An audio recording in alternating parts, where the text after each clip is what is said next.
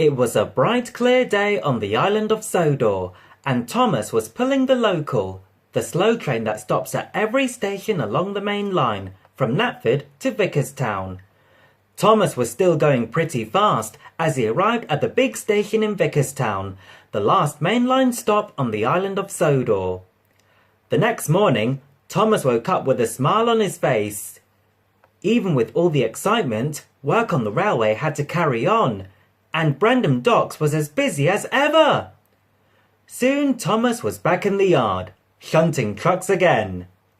But that afternoon, as Thomas was pulling the local with Annie and Clarabelle, and then another idea flew into Thomas's funnel. Ashima was very confused.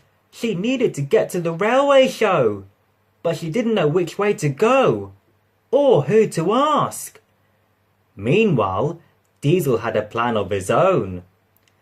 At the steamworks, everything had been set up so that Thomas could be repainted. When?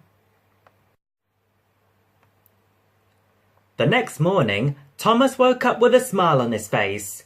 He hurried into the yard at Knapford Station to get to work.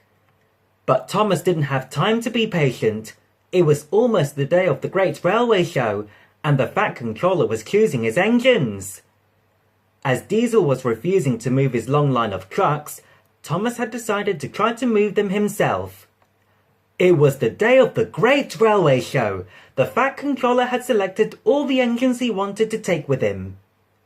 Meanwhile, back at the Diesel works, Diesel had some problems of his own. Back at the steamworks on Sodor, Thomas was still feeling rather sorry for himself. So even though he wasn't fully repaired, Thomas was sent to take Gordon the part he needed. He raced right through Vickerstown to get to the bridge. But then there was trouble. At last, Thomas arrived at the show.